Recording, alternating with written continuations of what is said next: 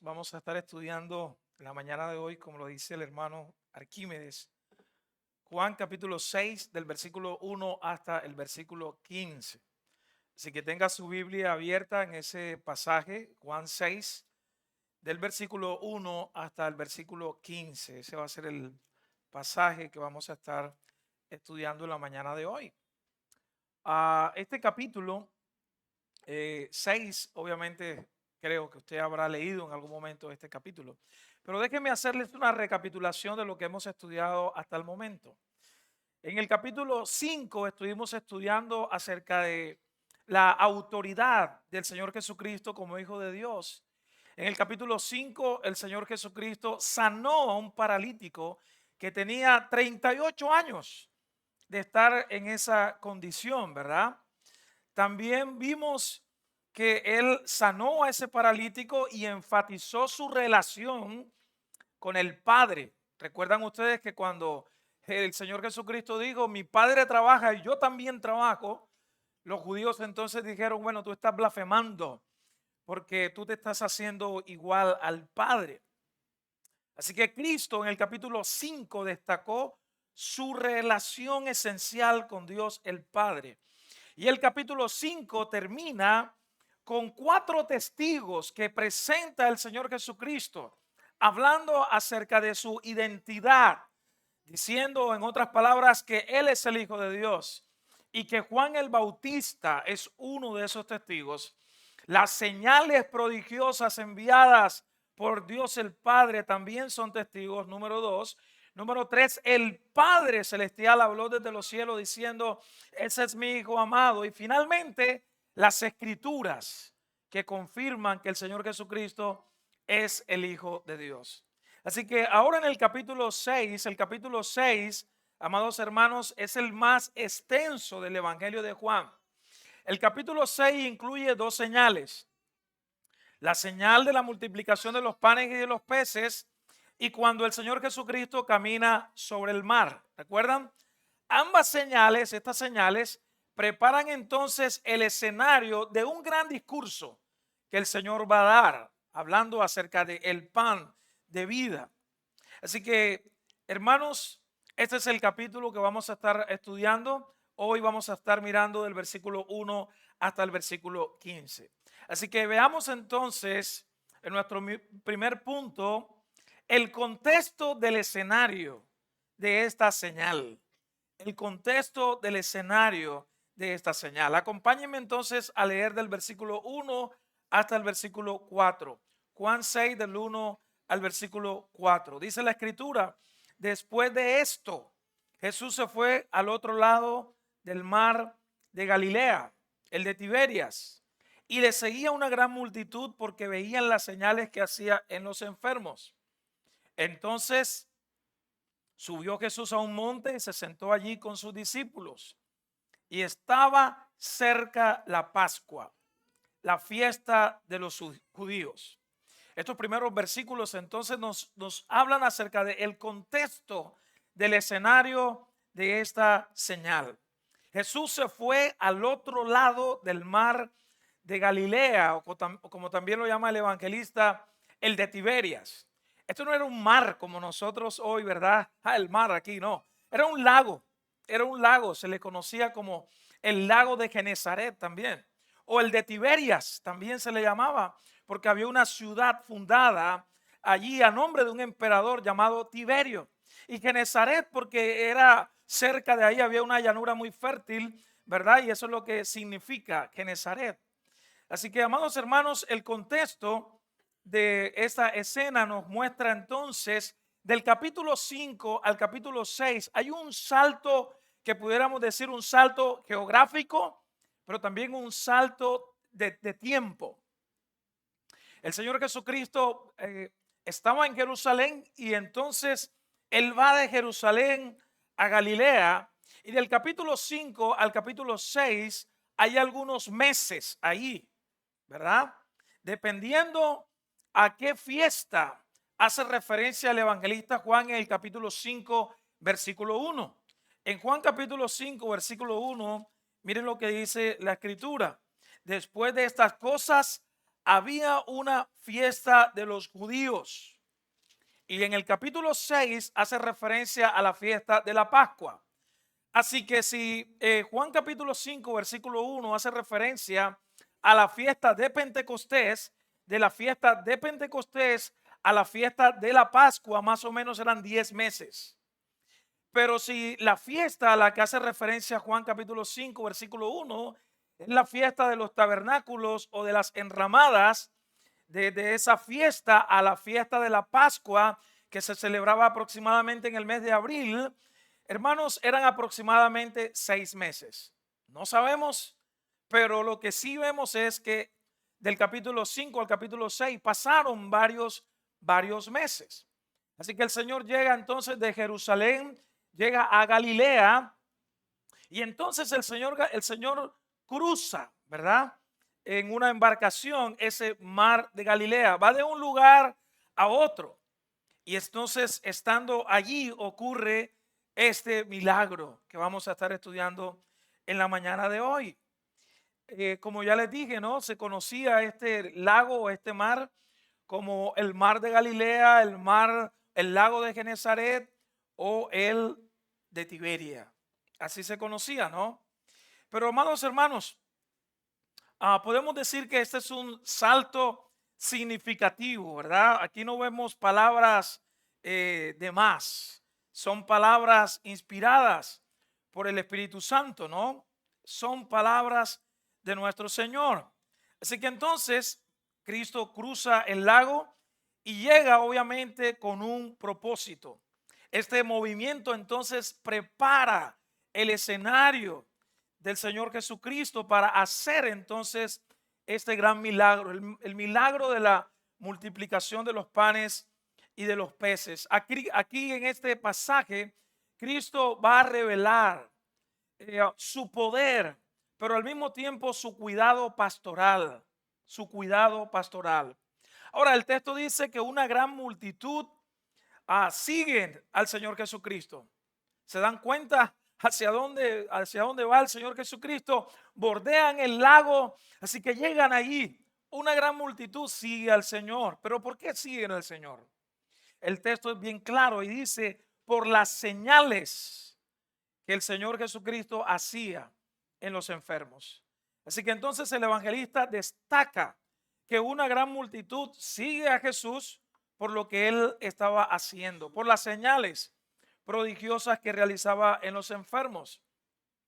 El evangelista Juan es directo, él es claro aquí, ¿verdad? Y menciona que estas multitudes, a pesar de que evidenciaban estas obras de la divinidad, ellos seguían a Cristo no por las señales que apuntaban al autor de las señales, sino que ellos iban tras las señales por lo espectacular de las señales.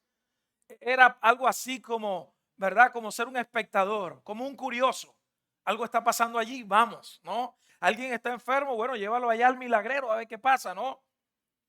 El capítulo 5 del Evangelio de Juan, versículo 21, miren lo que dice. Como el Padre levanta a los muertos y les da vida, así también el Hijo da vida a los que quieren.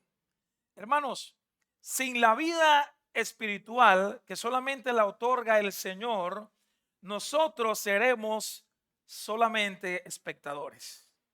Espectadores, curiosos. Hay mucha gente, incluso, ¿no?, que van de un lugar a otro, buscando lo espectacular, buscando curiosidades, buscando incluso que les adivinen el futuro, pero no están buscando realmente al Señor Jesucristo.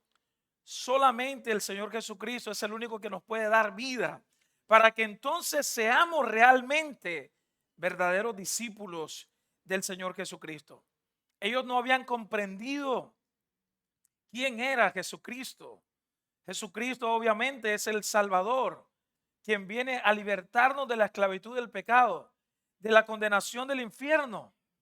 Es notable que a pesar de todas las señales que apuntaban al Señor Jesucristo como el Hijo de Dios, hermanos, los hombres rechazaron a Cristo. En Jerusalén lo rechazaron y ahora llega a Galilea y vamos a ver cómo responden ellos. Aunque en muchos milagros que hizo en Galilea, recuerdan ustedes en Caná de Galilea, lo rechazaron. Pero ahora aquí nuevamente vamos a ver cómo responde esta audiencia después de ver este gran milagro. Pero la pregunta también para nosotros hoy, ¿cómo respondemos nosotros entendiendo quién es Jesús? ¿Será usted como aquellos de la multitud que buscan a Jesús por curiosidad? A ver qué puede hacer el Señor en mi vida, qué beneficios me puede dar. ¿O buscamos al Señor porque queremos ser sus discípulos? Porque queremos ser transformados por el poder de Cristo. Porque queremos imitar a Cristo.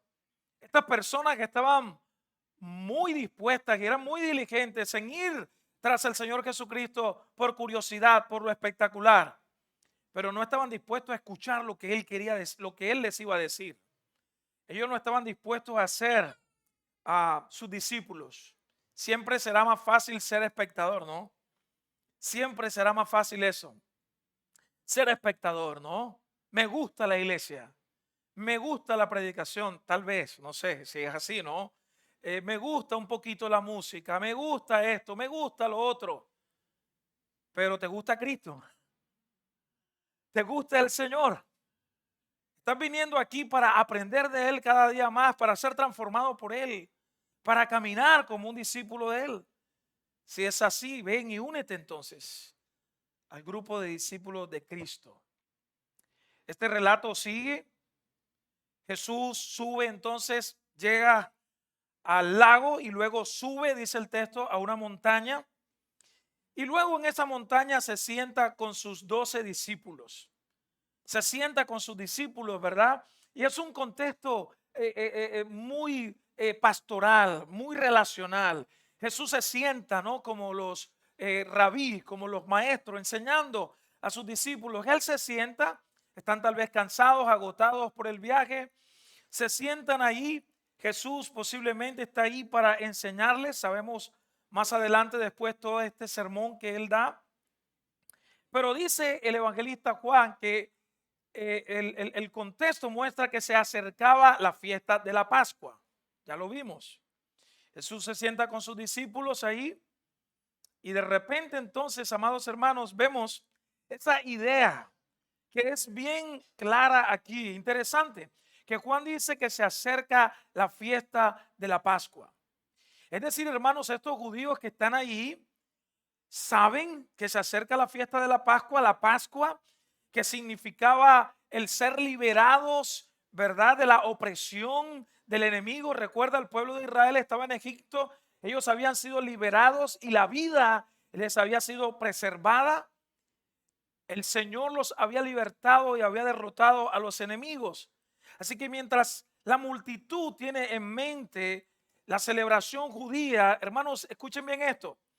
Jesús se revelaría a ellos como la realidad a la que la fiesta señalaba. ¿Qué quiero decir con esto? La Biblia dice que Jesús es nuestra Pascua. Jesús es nuestra Pascua. Él se entregó como el Cordero que quita el pecado del mundo para librarnos de la esclavitud del pecado. El apóstol Pablo lo presenta de esta manera en 1 Corintios 5, 7. La parte B del versículo dice, porque nuestra Pascua, que es Cristo Jesús, ya fue sacrificada por nosotros. O sea, interesante esta historia. Ellos están ahí esperando la fiesta de la Pascua y Jesús dice, yo soy el significado de esa fiesta. Tremendo, ¿no? Ahora, hermanos, el segundo punto, después de ver el contexto de esta escena, vemos la prueba de fe que tienen los discípulos, versículo 5 al versículo 9. Cuando Jesús alzó los ojos, Jesús estaba en la montaña, alzó los ojos y vio que una gran multitud venía hacia él, le dijo a Felipe, ¿qué le dijo? ¿De dónde compraremos pan para que coman estos? Pero esto lo decía para probarlo, porque él sabía lo que había de hacer. Felipe le respondió, ¿qué le respondió? 200 denarios de pan no bastarían para que cada uno tomase un poco. Uno de sus discípulos, Andrés, hermano de Simón Pedro, le dijo: aquí está un muchacho que tiene 5 panes de cebada y tiene 2 peces. Pero él respondió también: ¿qué es esto para tantos? Tremendo. Aquí entonces encontramos, hermanos, al Señor Jesucristo observando que viene la multitud, también a la montaña, lo sigue atraído. Ya vimos por las señales que el Señor Jesucristo hacía. Pero hermano, Jesús no, bueno, vamos a ver más adelante, pero Jesús en ese momento no dice: yo sé a qué vienen ustedes. Ustedes son simples curiosos, espectadores. No, no, no. Jesús los recibe en misericordia. Y en misericordia no solamente les va a hablar acerca de la necesidad espiritual que ellos tienen, sino que les da comida. Hermanos, miren el cuidado de nuestro Dios. Pero antes del gran milagro, el Señor pone a prueba la fe de sus discípulos. Él le pregunta a Felipe: ¿de dónde compraremos pan para que coman estos? Jesús no está preguntando porque él no sabía, ¿verdad?, lo que iba a hacer. No, él sabía lo que iba a hacer. Y el texto es bien claro cuando dice que él le preguntó para probar a Felipe. Pues lo más natural, por así decirlo, ¿no? Señor Jesucristo venía de hacer milagros allí en Juan capítulo 2, había convertido el agua en vino. Y aquí estaba toda la multitud. Otros pasajes dicen que esta gente venía cansada, con hambre.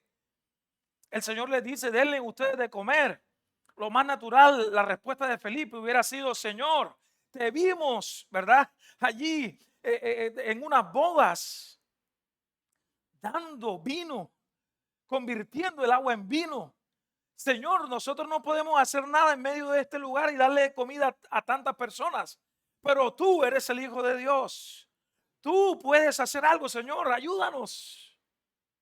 Pero no, Felipe está desenfocado en ese momento. Felipe está pensando en la multitud. Felipe está pensando en lo que están viendo sus ojos. Y Felipe, al parecer, es un buen matemático. Él comienza a calcular, ¿verdad? Y dice: no, es que imagínate, ni con 200 denarios alcanzaría para darle de comer a todas estas personas. 200 denarios, 200 días de trabajo. Dicen algunos estudiosos que esto equivalía a 6 u 8 meses de trabajo. Pero eso no alcanzaba. Felipe está respondiendo desde la lógica humana, ¿verdad? Él está diciendo: no, o sea, no se puede hacer algo. Pero tenemos también a Andrés, hermano de Simón Pedro. Y miren ustedes, hermanos, muchos han tomado este pasaje para decir que Andrés, como que Andrés fue el que salvó la patria, ¿no? Y Andrés dijo: mira, aquí están estos pescados y estos panes para que tú hagas algo. Y se han predicado muchos sermones de aquí. Pero ¿saben ustedes? Andrés también dudó. Miren que él hace una pregunta. Él comienza, al parecer, a buscar dentro de la multitud. Él está pensando que como que toda la gente llevó comida. Y él comienza a buscar para ver que si la gente había llevado comida. Y de repente un muchacho por allá aparece con 5 panes de cebada, con 2 peces. Panes de cebada con peces. En esos días, no, era un complemento perfecto. Panes de cebada no eran panes como los conocemos hoy, no. Eran como especie de tortillas. Especie de tortillas con pescado. Tremenda dieta, ¿no? Pan con pescado. Pero sabe, amados hermanos, este muchacho no sabemos, posiblemente se trajo el almuerzo, porque dice que ya era de noche, dice, ya estaba atardeciendo, dicen los otros evangelios sinópticos. Él se trajo tal vez ahí su meriendita, su comidita por si acaso, ¿no? Voy de viaje, voy a llevar algo por si acaso. Así que Andrés está buscando para ver quién trajo algo y por allá un muchacho dice, mira, aquí lo que tengo son estos panes y estos peces. Y cuando Andrés recibe eso dice, pero ¿qué es esto para tantos?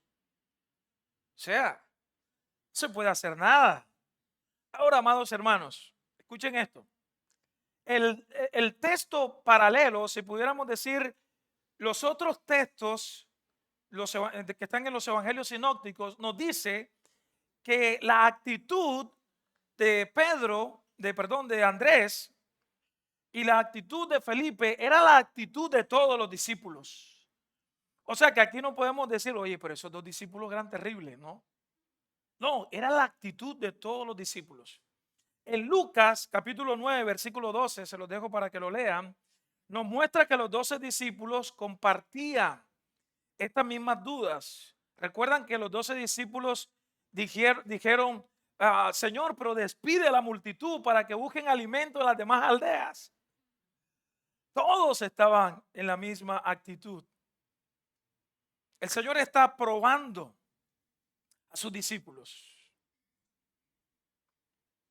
Y esta escena, amados hermanos, nos confronta a todos nosotros que hemos degustado las misericordias del Señor. Sin embargo, amados hermanos, a veces dudamos. En lugar de recordar quién es Jesús, el Hijo de Dios. Él es el Hijo de Dios. Jesús, el Hijo de Dios, nuestro Señor soberano, quien tiene control de todas las cosas. A veces se nos olvida y estos discípulos estaban desenfocados temporalmente, abrumados por lo imposible de la situación en ese momento. Así que este pasaje nos invita a reflexionar cómo debemos responder nosotros cuando Dios nos pone a prueba. ¿Será que confiaremos en su soberanía?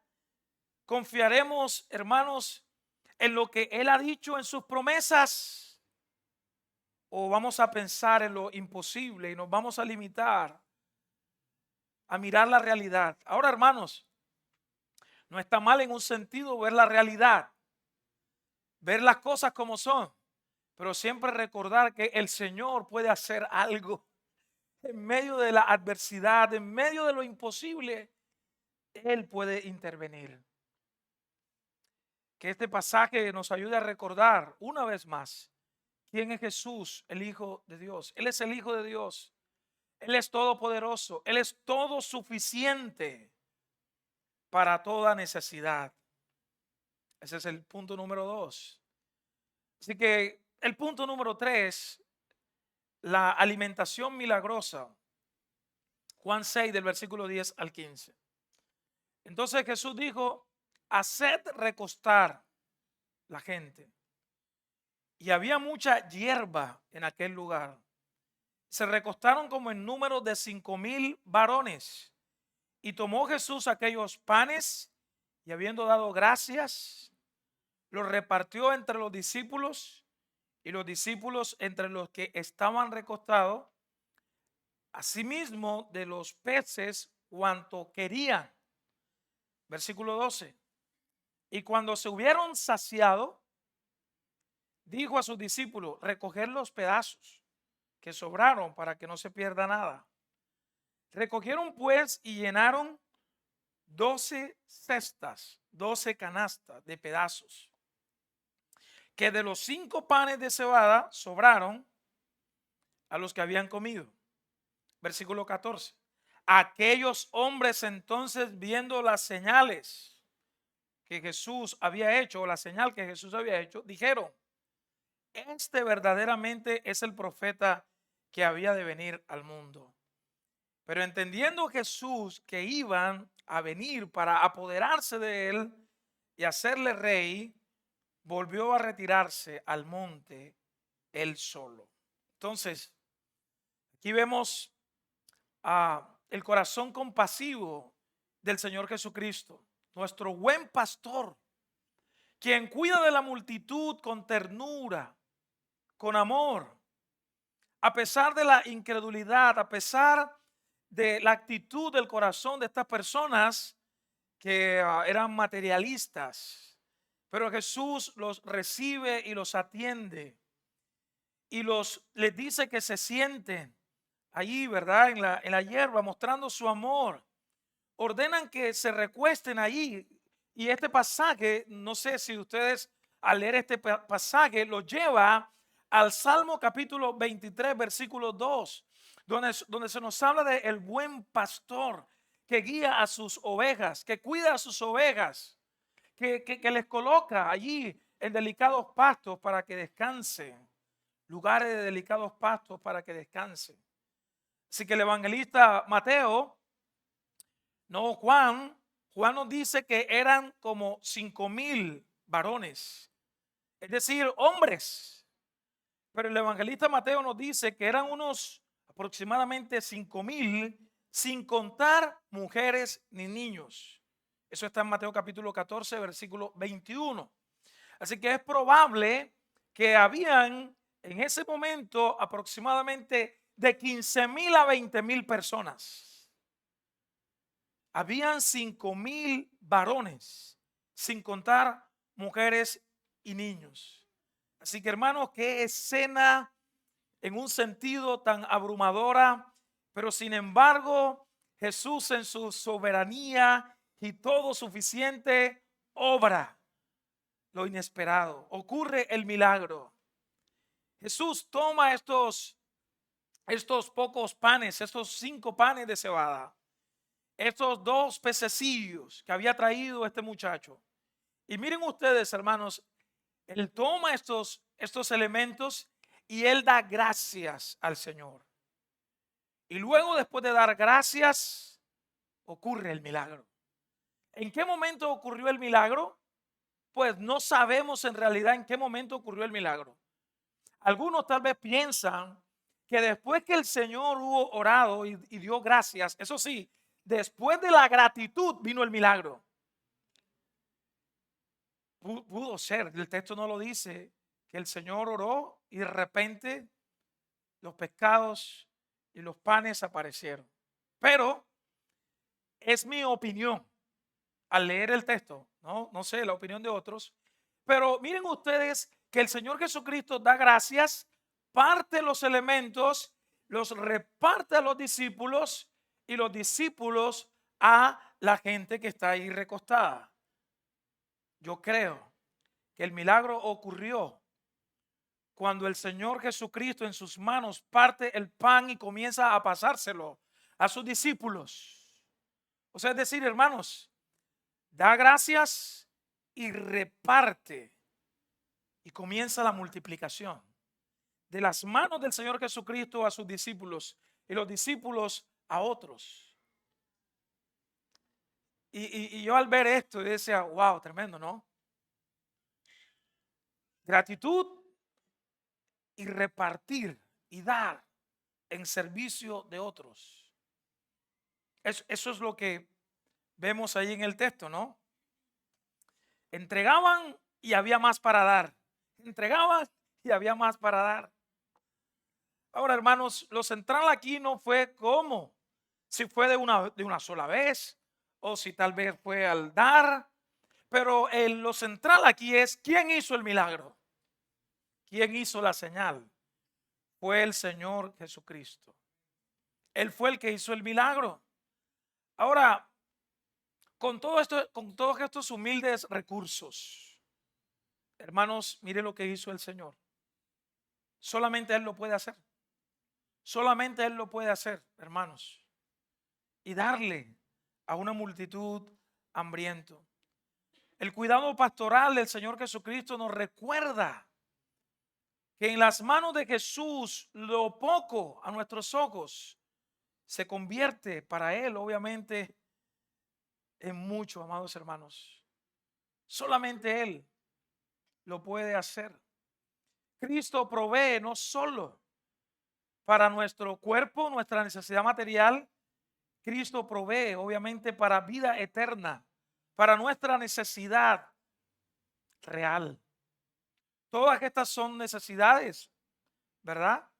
Pero el Señor es la fuente de provisión para todas esas clases de necesidades. Él es el único que puede proveer, y de hecho la Biblia lo dice, Él es el proveedor, Él es la fuente de todo bien, material y espiritual. Así que todo el mundo está feliz, todo el mundo está comiendo, todo el mundo está contento, comiendo pan, comiendo pescado. ¿Y cómo termina esta historia? Dice que todo el mundo no solamente se sació, es decir, comió pan hasta que quedó lleno y comió pez hasta que estuvo lleno, sino que incluso sobró. ¿Cuántas cestas? 12 cestas. No sé si era una para cada uno de los apóstoles. No sabemos. ¿Verdad? Como quien dice, apóstoles, ustedes que estaban dudando, una para cada uno, para que se acuerden. No sabemos. Posiblemente porque estaba probando la fe de sus discípulos. Pero ¿cómo termina la historia después de este gran suceso, de esta señal poderosa? ¿Cómo termina? ¿Qué se espera de toda esta audiencia?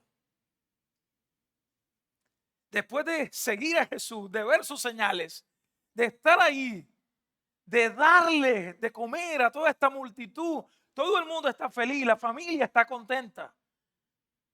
Ahora, ¿cómo va a responder esta gente? ¿Qué se esperaría después de tanta paciencia, de tanto cuidado, de tanta ternura, de tanto amor, de tanto tacto con ellos? ¿Qué se esperaría después de esta provisión sobrenatural? ¿Qué iba a decir esta gente? Versículo 14 y 15. Aquellos hombres, entonces, viendo la señal que Jesús había hecho, dijeron: este verdaderamente es el profeta que había de venir al mundo. Pero entendiendo Jesús que iban a venir para apoderarse de él y hacerle rey, volvió a retirarse al monte él solo. Así que esta gente respondió al principio de manera positiva. Ellos no dijeron de manera inmediata: es el Hijo de Dios.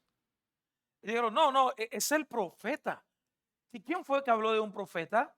Ah, Moisés, es el profeta prometido, del cual habló Moisés en Deuteronomio 18:15, que levantaría un profeta como Moisés de entre sus hermanos. Pero inmediatamente ellos relacionan y dicen: bueno, si este es el profeta prometido, entonces vamos a nombrarlo rey. Vamos a nombrarlo rey. Pero ¿cuál era la idea? Vamos a nombrarlo rey por voto popular. Todo el mundo aquí está de acuerdo, ¿verdad?, en que él sea rey. Que él sea rey. Pero ¿cuál era la idea? Un rey político, un rey social, un rey que los libertaría de la opresión, del yugo romano. Esa era la idea de ellos.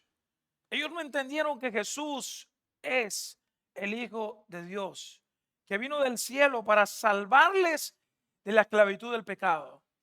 En otras palabras, oye, pero bueno, este es el profeta tal vez del que Moisés había hablado. Vamos a hacerlo rey. Imagínense un rey que multiplica panes y peces, no vamos a sufrir de hambre aquí. O sea, ellos estaban pensando era en un rey que fuera a proveerles, que le fuera a defender de la espada, que le fuera a representar en un sentido social y político, militar. Y cuando el Señor entonces se dio cuenta de que esta gente respondió de esta manera, mire lo que hizo el Señor. Volvió a retirarse al monte, él solo.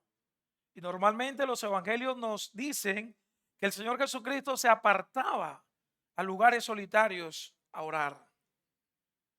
¿Qué hubiera hecho uno de los pastores modernos, de los apóstoles hoy día, de los profetas, entre comillas, hoy día? Que la gente los aclame, Que la gente les diga, vamos a hacerte presidente. Que la gente le diga, mira, vamos a votar por ti. Bueno, tú nos vas a defender todo esto. ¿Qué diría? Claro, sí, yo soy el hombre de Dios, el que ustedes necesitan para libertarles de la opresión, del diablo, representado en este mundo, una cantidad de cosas. No, no, no, el Señor Jesucristo dijo, no, no, yo no quiero eso. Yo voy a orar a la intimidad con mi Padre nuevamente. Y está ahí solo en oración. No buscó el aplauso y la popularidad de la gente. Buscó hacer la voluntad de su Padre. Estaba enfocado, ¿no? Señor Jesucristo. Sabía de dónde había venido y cuál era su misión. Así que, amado hermano, después de ver este pasaje tan hermoso, de la multiplicación de los panes, de los peces, de esta provisión poderosa, gloriosa, que no fueron, normalmente en las traducciones bíblicas aparece la multiplicación de los panes y de los peces de 5,000, habla, ¿no? Un número, 5,000, pues fueron más de 5,000. Así que, amado hermano, que tú y yo podamos guardar en nuestro corazón, ¿quién es Jesús? ¿Quién es Jesús? Recuérdate cada día, cada momento, en medio de las situaciones y de la realidad de la vida, ¿quién es Jesús para ti? Jesús es el Hijo de Dios, que vino del cielo a la tierra para salvarnos de la esclavitud del pecado. Jesús es el Hijo de Dios que, hermanos, alimenta nuestros corazones y en su gracia y en su misericordia nos provee lo que nosotros necesitamos, no lo que nosotros queremos, que es diferente, lo que nosotros necesitamos. Hay que ser agradecidos y recordar que el Dios de la vida, amados hermanos, nos ha bendecido de manera tan misteriosa y gloriosa que nosotros no merecemos. Y al igual que el Señor Jesucristo, nosotros podamos decir, Señor, gracias por tanta bendición que nos has dado. Y que también imitando al Maestro, de todas esas bendiciones que Él pueda darnos, nosotros podamos compartir con otros de estas bendiciones que Él nos ha dado. El Padre entregó y dio a su Hijo por nosotros, amados hermanos. Él es nuestra Pascua que se entregó por nosotros. Él es el pan vivo que descendió del cielo para alimentar nuestras almas. Así que, amados hermanos, que tú y yo podamos entonces recordar quién es Jesús y podamos responder, tú eres el Hijo de Dios, tú eres mi Señor. Yo no entiendo, Señor, lo que me está ocurriendo. Yo no entiendo esta realidad. Yo no entiendo, Señor, pero yo recuerdo que ya tú has obrado. Señor, tú lo has hecho otras veces. Tú sigues siendo Dios. Tú eres el mismo ayer, tú eres el mismo hoy, tú eres el mismo.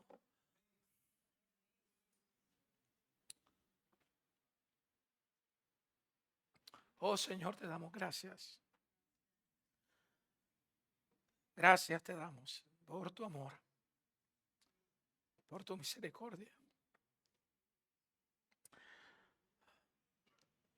Gracias.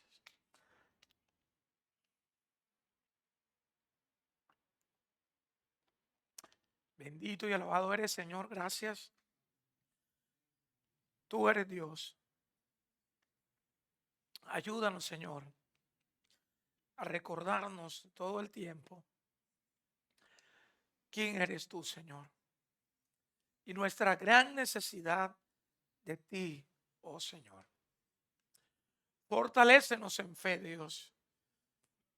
Que así como los discípulos, en medio de sus debilidades, Señor, se desenfocaron temporalmente. Pero en tu gracia, Señor, les fortaleciste nuevamente.